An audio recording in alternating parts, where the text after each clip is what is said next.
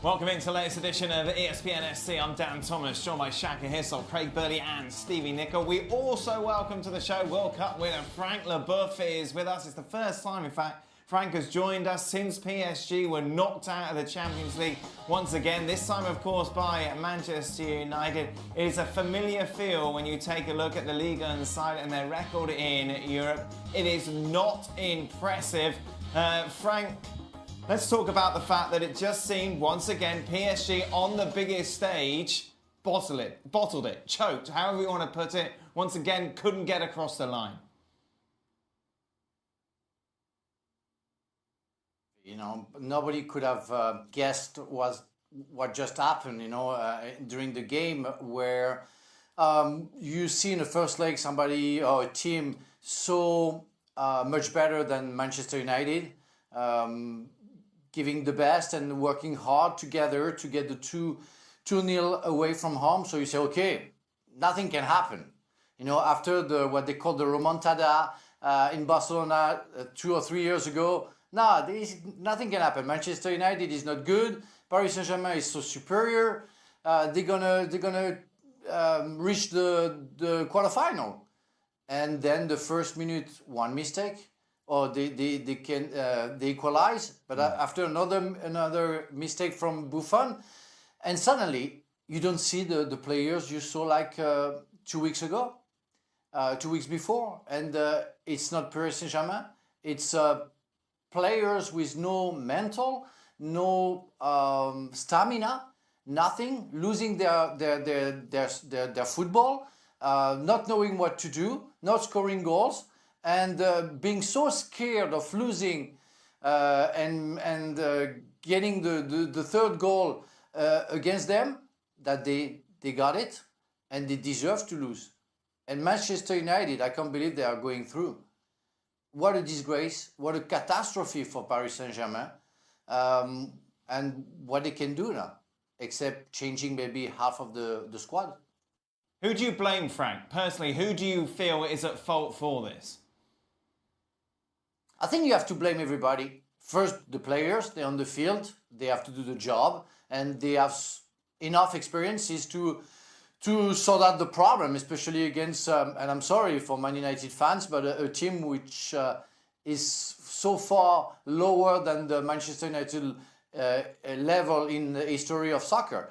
And after that, the coach, maybe halftime he has to put Kehrer out, make some changes tactically, and of course the staff, the president, because you just for like 15 days after winning 2-0 the first leg, we only heard, yeah, we have to be careful because it's not done yet, you know, and the fear came up above the players like a big cloud ready to serve everybody, you know, and it happened because historically talking, Paris Saint-Germain is a new club. They don't know how to set up the trust that you need to finish the game. And so everybody has to be blamed because they didn't do it properly and they didn't prepare the players properly. You mentioned Tuchel there as certainly being part of the problem. For you, is he the right man to take PSG forward in a direction where it, of course, sees them being successful in the Champions League in the future? Well, yes, I think he did well. He showed some power in the dressing room for the first time that we saw a coach with the main power, with no player going straight to the chairman to sort out their problems. So he showed that he had the temper to deal with stars or so-called stars.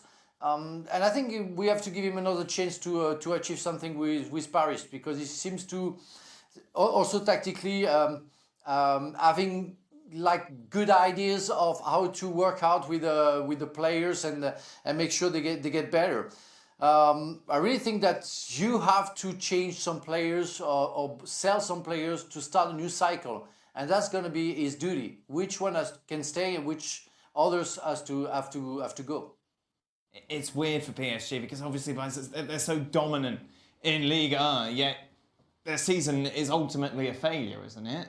And whose door does that fall at? Is it the players? Is it Tuchel? Is it part of everyone?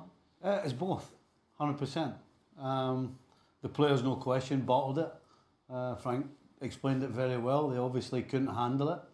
But ultimately, it's up to the coach, the manager, whatever you want to call him, to put his players on the field in the frame of mind where they're going to go and succeed. And then when you get to half time and it looks as though it's going to fall apart, then you have to make a move. You have to do something to change that. And he didn't do it. So I don't see how you can let somebody who was instrumental in messing it up in Tuchel, I don't see how you can keep him there and let him try again. The trouble is for PSG is that because they have been so dominant in France, in the main, that when they do go out this competition, it just feels that everything's done and dusted for the year. Because, and maybe in a way, Juventus are getting a little bit like that because they keep winning the Scudetto.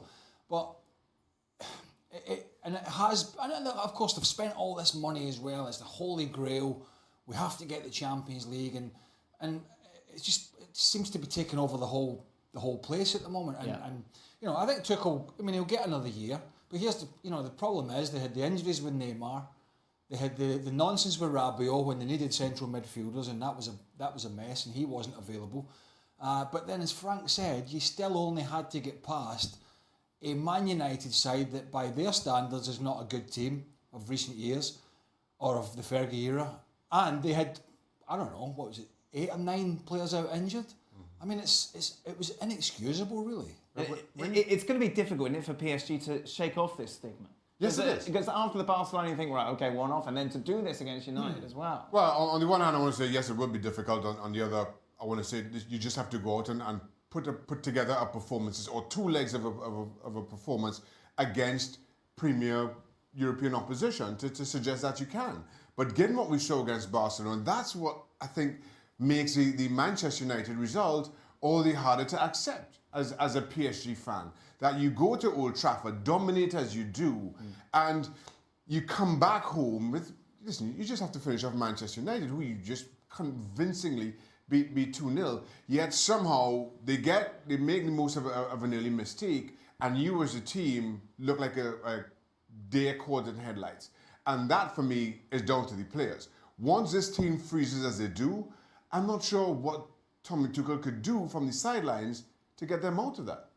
We, of course, asked everyone for their bracket, meanwhile, looking ahead to the rest of the Champions League without PSG. And I think I'm right in saying that Frank is the only one, if we take a look at Frank's bracket, that hasn't got City, Juventus, Barca, Liverpool as the semi-finals, because he has got Ajax beating Juventus. Explain this to us, Frank. Why do you hate Juventus? No, I don't hate Juventus. I think they had a wonderful game, a second leg against Atletico Madrid, but they've been hammered by Atletico in the first leg.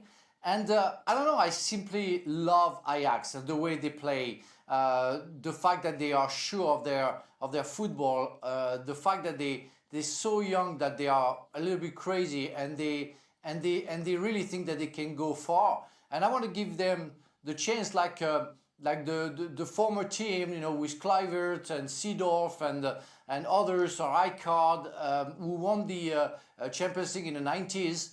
They were so young, but so fresh, let's say, that they went to the title. And I think that generation, with all the players who are going to leave next year and blow up all that squad because they are so talented that they're going to go to all other clubs, I think they can achieve something together, and I want to see that. It's going to be hard till the end, but they can beat Juventus.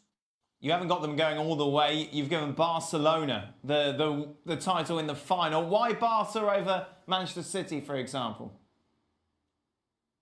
Well, I think following the history of soccer, when you see Marseille losing their first final in the Champions League in '91 and then winning in '93, seeing Chelsea doing the same, losing their first final and then winning the second one, I really think that you need to experience kind of a failure before you go to the best. And Barcelona, I don't know.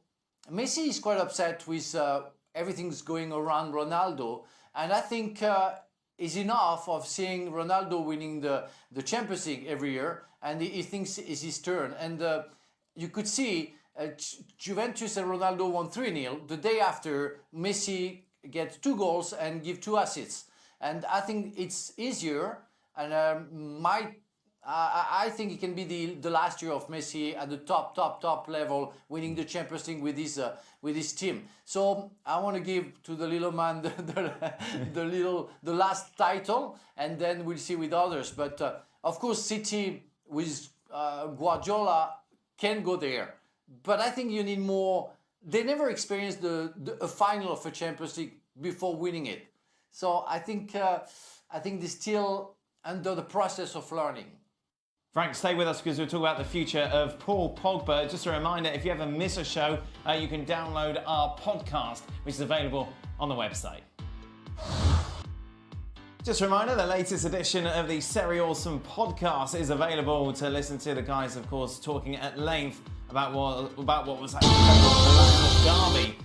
Meanwhile, international football dominates the horizon over the next few days, and it's all about trying to qualify for the Euros, a tournament which France are favourites to win at 4-1, of course, coming into this off winning the World Cup. Interesting stuff with Paul Pogba, not about France, but about his future at United, saying, like I've always said, Real Madrid is a dream for anyone. It's one of the biggest clubs in the world. There is also Zidane as a coach, and it's a dream for anybody who likes football. For now, I'm at Manchester. We don't know what the future holds. I'm in Manchester, and I'm happy. Frank, why is he saying this? Well, it's like French people can't stop bragging, you know. And Craig can be my witness. I never did that. No, Craig, don't say anything. The thing is you have to think of the consequences of what you say, and what Manchester United fans will think now about Paul Pogba just saying, okay, I'm in Manchester United, okay, I'm happy, but I'm not achieving anything. What I want is going to Real Madrid because it's my dream, and I want to play for Real Madrid because Zidane is there and because it's just what I wish the most. But you have to think about the fans, the club who pays you, and make sure you respect them. And that's not the kind of thing that he just did by saying that. I think you have to respect your employers, first and foremost. As Frank said, and whilst he may, and probably does, like a lot of players, dream of going to Real Madrid or one of the big, real European big boys, particularly the Spanish two, you just got to be cute with your answer. Just say, listen, you know, I'm at Man United at the moment. Let's see what happens down the line. Hopefully, we'll turn it around there. But you've got to respect your employer in terms of, you know, they've paid a lot of money for him, they pay him big wages, they expect big performances.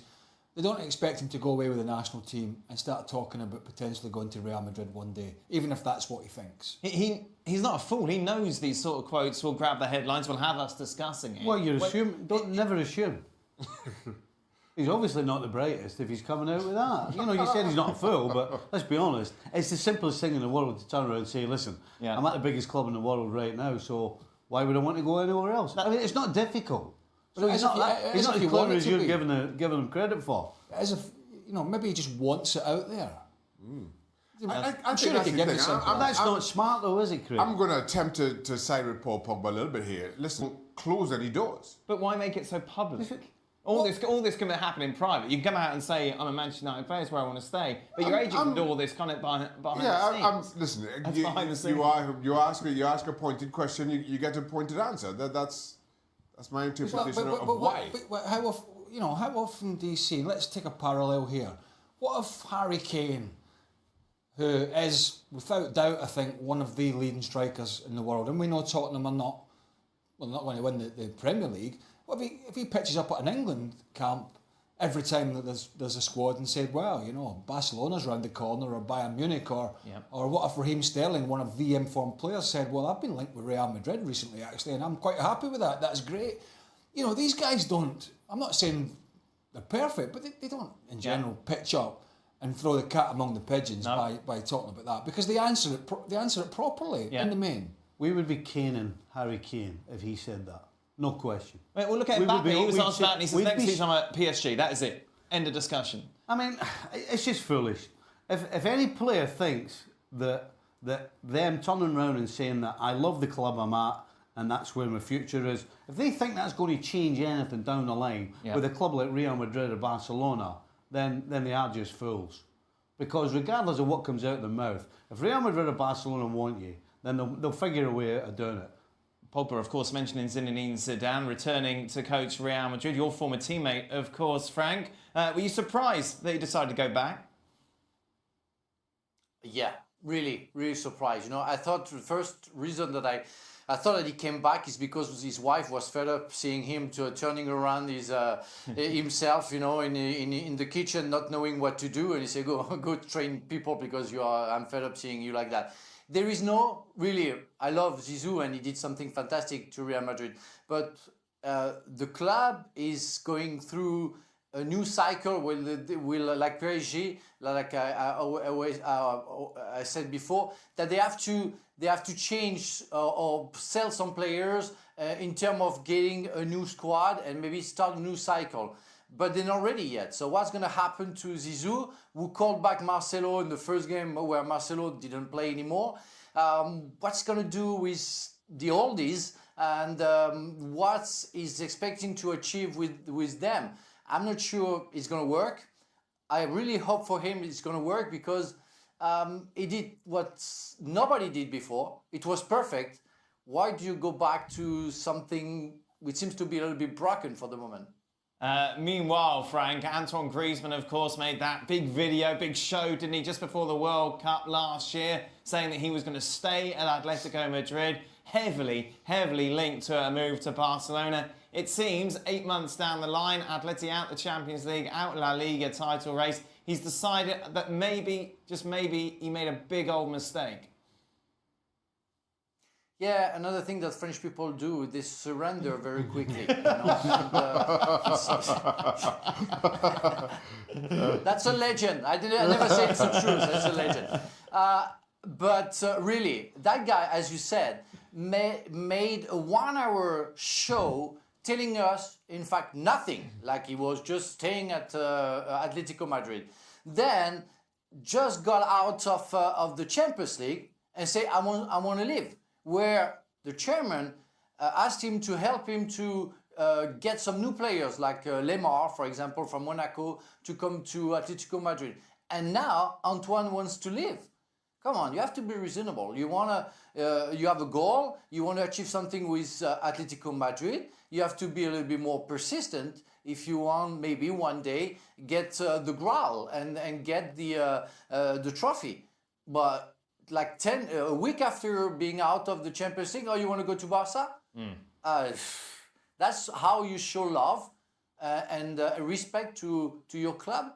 That's the same problem with Paul. I think they were together in the same bedroom, I don't know, with the national team, and they decided to mess up with the medias and their own clubs. There is no other reasons. Barcelona, of course, very much clear at the top of the table after Atleti losing at the weekend. 10 points clear of Atleti in second. Just off the back of that defeat against Everton, leaving them silly in the table, 3 points off Arsenal in that race for a top 4 place. Frank, where do you stand on Sarri? Do you like him? Yes, I do. I think it's been a difficult season for him. I think for some players as well, we are at the end of a cycle, so maybe some players need to go to be replaced with other who can prove that they deserve to go to Chelsea Football Club. And I think when you take a decision, you have to make sure that you will stick to that one and give another chance, another season for the coach that you decided to buy. It wasn't very efficient for the first year, but what he did with Naples was quite amazing. So he's maybe able to do it with the second year if you think he would be able to. But one thing I want to do, and I want to say to Chelsea Football Club, is what is that tradition of getting Italian coaches all the time? And I'm not trying to defend and please take a French one. No, it's just that maybe you have some coach in England who understand better the culture of English football, and maybe others like Germans, like we see with Jurgen Klopp in Liverpool. I don't know what is that tradition of getting an Italian coach at Chelsea all the time, but lately I think it hasn't been a very good idea. So maybe after Sarri would be the time to change and get another nationality to see another football, another type of experience and another spirit maybe on the field. Frank, you hate Juventus, you hate Italian coaches. There's a theme here. Let's focus on Kante. What do you make of him being played out of position though, with Jorginho preferred in that holding role? Well, I think he adapts his football pretty well. And I was in Stamford Bridge the last game they played against Tottenham, and I think he was the player of the game that game where he was physically back to his best, and it is so smart defensively, but also offensively, that he can adapt to any system, and I think he did well. He's maybe the only satisfaction of the season with Chelsea and some other players, but I think his best position, because he's one of the best, maybe the best in the world, is as a number 6 central midfield players, and I don't know why Sarri decided to change that. Where if you can have certainties, you have to stick to them. That's the best step if you want to go to the success. Frank, of course, will be with us on Extra Time. You can check that out over on the website. Welsh. We nearly qualified for the Euros there. Sorry? Yeah. You got a better chance of qualifying for the Euros than that other stuff you're in. There's nothing I can add to that. Absolutely nothing I can add to that. Yeah. I wonder where you're. Let's just go home, Dad, please. Take us home, please. Gonna love international break. Thank you, everyone. Thanks to Frank tomorrow. We'll be back tomorrow. Oh, the World Cup. Good.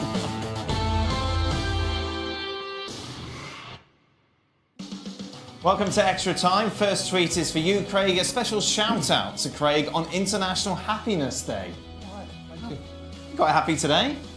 Yeah, well, I didn't do much. That's a quiet day. It's International Week. What was the worst part of international breaks as a player? Friendlies. Yeah? Nightmare. Why? Because it doesn't matter. Pointless. Pointless. Really? Yeah. Frank LaBeouf's here as well, by the way. Frank, worst part of international break as a player?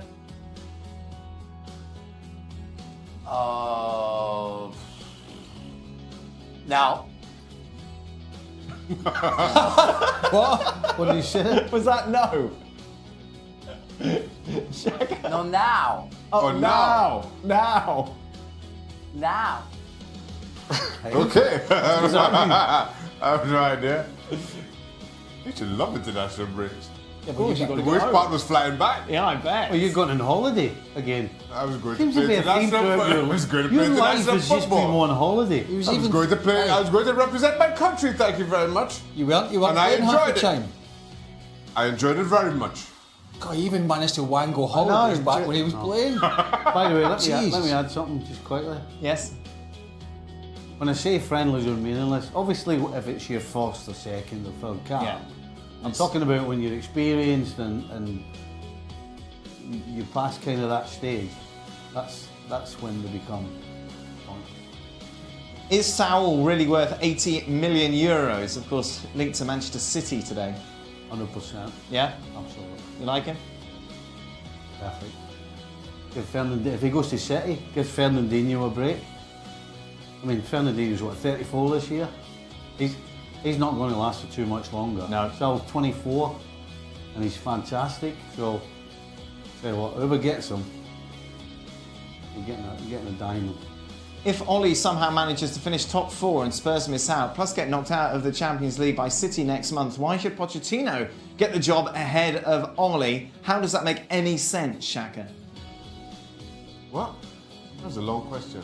You're not paying attention to He was thinking of his holidays in what's wrong with Jamaica. everyone. Ollie, what was the question? If Can you read that? finishes top 4 and Tottenham go out the Champions League to So why should Pochettino? I thought we kind of unanimous in thinking that Solskjaer was going to get the job. Yes. So what's the question asking? I don't know, Jack. I didn't write the question. Well, I think Solskjaer's done enough to get the job. So I the think he will guy's get the saying, job. why should Pochettino get the job over Ole Gunnar Solskjaer? And I'm saying I will now that. pass you over to my learned friend, Mr. Craig Oh, Bullock. right. Right, if it wasn't Man United Right. and there was another club to be managed and there was a choice between Solskjaer and Pochettino, it's not even close. No. It's Pochettino. So why should it be different because it's his former club? Over a short period, at the moment he's done a great job, but who would you prefer to try and peg back with a big budget, Klopp and Guardiola? And I think Pochettino would be the answer, with a big budget. Frank, can you name one current player that you'd like to play with, not name Ronaldo or Messi? It's easy. One. Can you repeat, please? Because Sure. I didn't hear. One current player who you would like to have played with back in your day. Without Messi and Ronaldo? Yes. Yeah. Oh. N'Golo Kante. N'Golo Kante. Mbappe. Yeah, I know N'Golo Kante. Yeah, Just defender's in front dream. of me, Yeah. N'Golo Kante. Come You on. wouldn't have to do anything. Yeah. We didn't do anything. Yeah, anyway, exactly. Frank. He just used to shout it. Yeah, I had Craig Burley, He used but to just, he used to but I just never shout. had Chaka Isla behind me. He just used to shout at his midfielders in front of him and argument. Then he used to argue with Dennis Wise on a regular It's a basis. surprise. Didn't everyone argue with Dennis Rice? Shaka? That's why I want N'Golo Kante. Yeah. Right now, Chiellini. Chiellini? Yeah. Stephen? Oh, A couple, Van Dijk, Yeah. Aguero. Okay. Mbappe. Mbappe? Marwan Fellaini, because he's a great chester of the ball. David Moyes said he's a great chester of the ball, and I would like to see that in action. Stevie, if you went back into management and had to choose one of your ESPN colleagues to be your assistant, who would you choose? Mariner. Not including Paul Mariner. Oh, definitely be him. That'd be great. I'd pay good money to see that. I would definitely You be him. too. Listen, Can you imagine they don't love me. Imagine how great I look. I'm running about molding his face half at everyone. Hey, you get on. Hey, you move. Hey, spin. I'd be like, talking about good cop, bad cop. listen. I would be a conduit between the players and the There'd be a level-headed approach with the players until one of them annoyed me enough, Yes. and then got a bit of a problem here. The assistant is fighting with the players. No, I wouldn't do that. I've been in the dressing rooms. I know how it works. Right. You gotta You sound very interested in this job, by the way. well, get a bloody job. Get a proper job. Get off your backside. Get a proper job quick. Who was the kit man? John Clark was the kit man at Celtic, and he won the. I mean, it's quite difficult to I felt bad. John Clark was a Lisbon Lion, won the European Cup with Celtic, and then he was the kit man. Right. You felt kind of bad because What's that got to do with anything? I don't know. I've got absolutely no idea. I've got no idea. Actually, speaking of kit man. So, no, just speaking of kit man. So the kit man at Liverpool right now, Yes. he's called Helmet. Right. He used to be the bus driver. And I was there. Right. And somehow we became the kit man. There we go. And I don't feel sorry for him at all. He's having a great time. Well, he's got to take a different. I mean, trajectory. he used to drive buses. I feel bad for him now. He's a kit man. Frank, are you aware that your name in English is Frank the Beef? I'm sure you're aware of that. Of course he is. Of course. That took of a lot course. of working out, didn't it? Yeah. What can I answer about that? You know, Frank the Beef. Yes, I know, but that's my name in French, in fact. So I'm not surprised. How do you have your steak, Frank? What? How do you cook your steak? Oh, medium rare. There you go. Yeah, There you are. There you go. Well done. What do you Has mean, to of be like course? that. What's he on about, of course? Well, because Or as if that's just the most only way people to do have it. that. Would it surprise you to know, Frank, that Stevie has his very well done? Nothing wrong with that. Not surprised as well. Not surprised. He doesn't know how to eat the beef. Not surprised. Final one. Could I score against Shaka one-on-one? Today. No, I think just in life. What? I could not. Or could you score? yeah. Oh, No. no. No. No chance. No. Terry Byrne used to be the kit man at Chelsea. This is true. No, actually, this is true. This is interesting as No, well. actually, this is how kit man. See, you laugh. You just laugh. Terry Byrne. You Terry learn Byrne something. was a black taxi driver, a black cab driver in Right. London. Became Yes, true. became the kit man at Chelsea. No, didn't he? No, he was a masseuse. No. Right. Masseur. And then Nah, he wasn't a kid man. masseur. No. Yes, he was a physio. He was the physio. And he was Masseur. a black cab driver, then a physio, then became David Beckham's agent, I guess. David Beckham. David Beckham. David Beckham. Well, you got an old friend, He yeah. wasn't actually physio. He was a masseur, and then he became David Beckham's manager. Right. What relevance does that have to I don't know. What's going on? How did he do that? There's some great stories behind the scenes. So how did that happen? I don't know. I've got no idea. Shaka, have you got Oh any- no, I know. Oh, here we go. I know. He then, because he was the master at Chelsea when Glenn Hoddle got the England job, he took Terry with him to be the master with England, and he got to know David Beckham. Right. And they formed a relationship, and he became his manager. And I don't know if he's still working in the entourage of David Beckham. But there's loads of great stories, very interesting stories from behind the scenes at these football clubs. Ah. Go on then. I don't know. I'm thinking. All right. Welcome to International Week, ladies and gentlemen. Thank you very Trying to much. think now about Thanks to that, Frank. Oh. ESPN FC's back tomorrow. There's some matches we were talking about. Belgium, Russia tomorrow, isn't it? Yeah. But you don't know. Yeah, I'm just checking. Today. You're asking him for. Tomorrow. Well, because he's You're asking the wrong person. He's calling the game, isn't he? So what? What? He should know when it is.